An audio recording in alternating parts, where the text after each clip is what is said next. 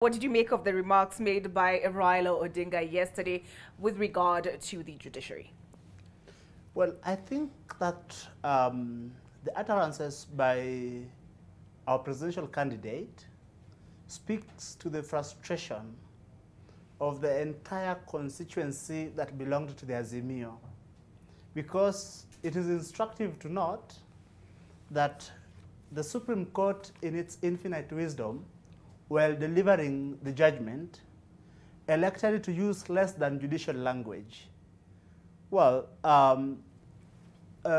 counsels, advocates, appear before judges over and over again. But then any time judicial officers choose to use less than judicial language, we have always seen reprisals. For instance, in this country, we, the people of Kenya, put in place what was called the Judges and Magistrates Vetting Board that was chaired by Mr. Sharad Rao. When Sharad Rao was doing his work, the judicial officers, fairly competent, but then they were removed from the bench on account that while advocates appeared before them, they would talk down at advocates. They would address advocates at using less than judicial language. And when the Supreme Court, which is the only court with jurisdiction to hear and determine disputes relating to presidential election, choose to, call advocates for the petition of over the party with the adjectives that were directed at the Azimio lawyers, then you are left wondering if the matter was decided on account of the evidence before it in isolation, or there were other extraneous factors that were in play. So yes, it expresses the frustration of that constituency. Okay, so your issues with the language, not the judgment?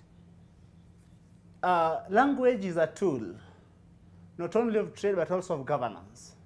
So that when the Supreme Court elects to use that language towards the councils, then it, in a big way, begin to undermine the credibility of that judgment. But are you saying the Supreme Court judges need to massage egos?